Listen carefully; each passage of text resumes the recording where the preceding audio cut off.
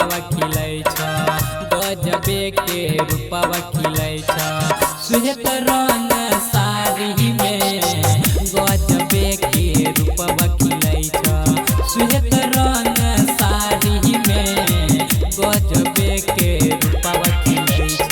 प्रेम से बोलिए सरस्वती मैया की।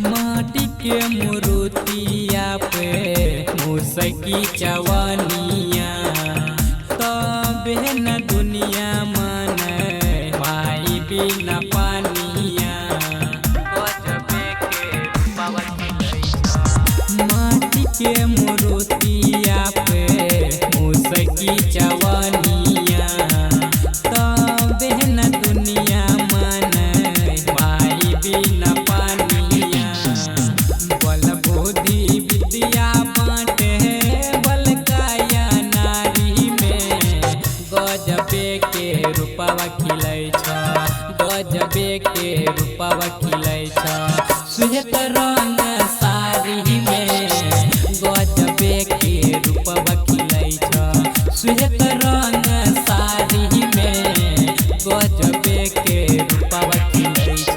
प्रेम से बोलिए सरस्वती मैया की।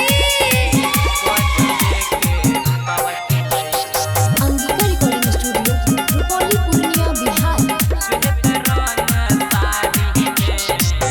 हाथवा में सभय पुस्तक माथे पे मुकुट है शरण में माई तोहरा मिलै छै सुकून है गजबे के रूपावा खिलै छ हाथवा में सभय पुस्तक माथे पे मुकुट है शरण में माई तोहरा मिलै छै सुकून है और जिला गाँव में हेंदर मैया तोर दुआरी में गजबे के रूपावा खिलै छ गजबे के रूपावा खिलै छ श्वेत रंग साड़ी में गजबे के रूपावा खिलै छ श्वेत रंग साड़ी में गजबे के रूपावा खिलै छ गजबे के अंगिका रिकॉर्डिंग स्टूडियो